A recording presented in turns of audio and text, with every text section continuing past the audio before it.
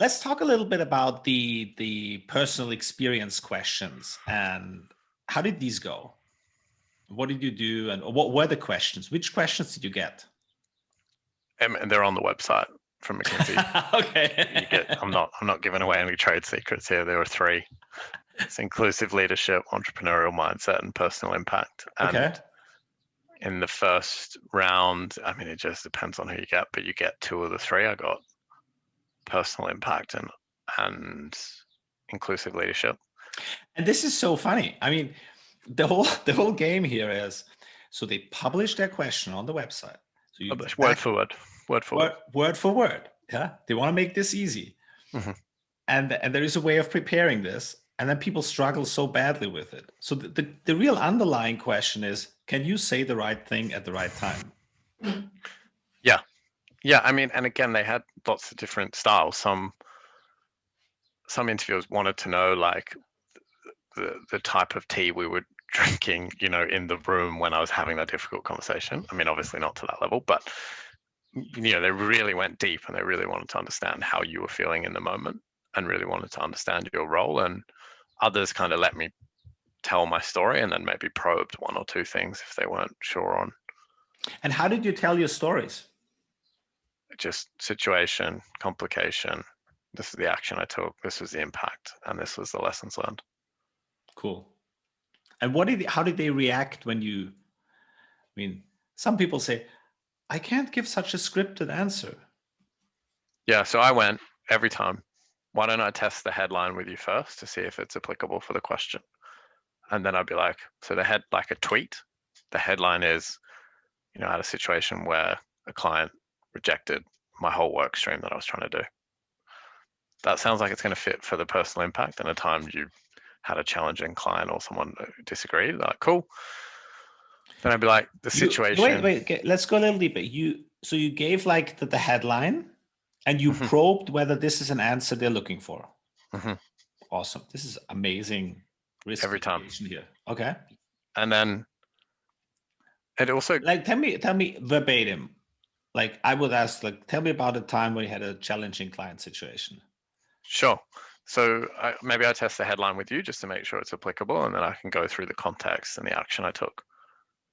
So the headline was effectively I was leading a work stream working with McKinsey, and I piloted it in one region of the UK, took it to another region, and the leadership team in the other But wait, region what was rejected my what story. was the you said all this? You Yeah, said, can I test the headline with you?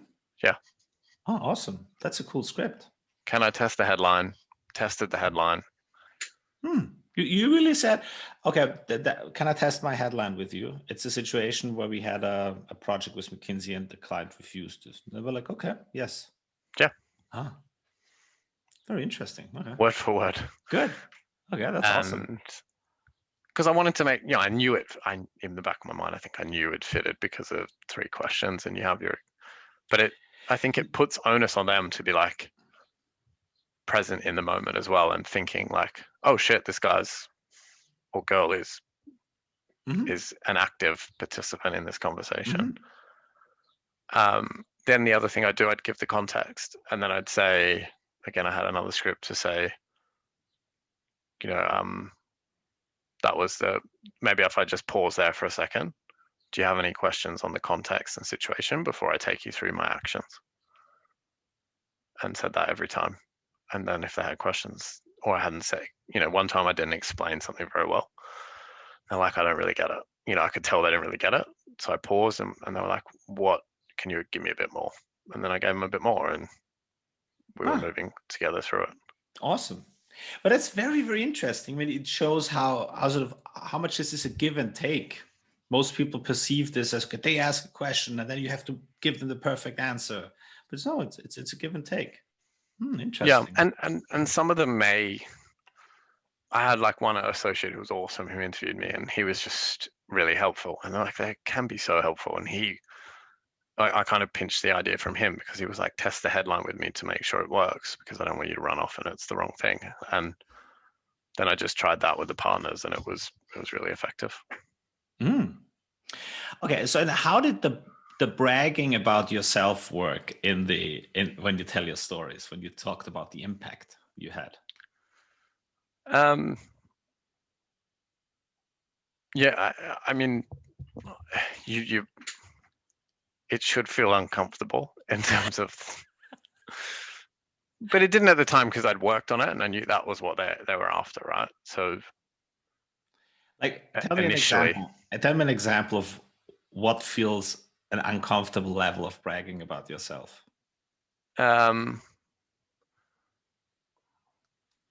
you know, so my entrepreneurial mindset, I basically helped, you know, I took some action to help 2 companies stay as members for the organization. And I just kind of claimed, you know, there were probably 10 factors involved and mine was 1/10 of that. And I just said, you know, if I hadn't have done it, I don't think they would have stayed as part of the organization, and just really owned the role I had and played, and played that up really. Can you say the right thing at the right time? Yeah. Yeah. Good. Okay. And I think, you know, it's culturally as an Australian, it's really, you know, we discussed this, like we have that tall poppy syndrome, and it's not natural to be like, you know, I did this and I had that impact and now they want to be, you know, and now we've got great client relationship and they keep coming back and emailing me, and you know, that was hard for me to kind of get across. And the whole time I was also thinking like, my stories aren't good enough. You know, this has to be an incredible story, and my stories weren't, you know, amazing. I didn't, you know, save someone's life or, you know, anything of significant impact. You didn't free South Africa without violence from, or No. yeah. But that's the thing. That's exactly what I'm teaching. Your stories are good enough. You just need to learn to tell a story and not forget the elements. Why was this important? What I did? What did I actually do? What was the impact of this? Just learn to tell a nice story, and then absolutely. run And I think through this. the lessons learned is also really good as well, because there was a couple of times I didn't get that out naturally, and they were like, "Is there anything else you want to add?"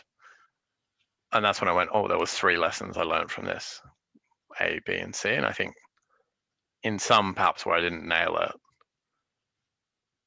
getting that lessons learned across kind of re-emphasized the key points that they were looking for.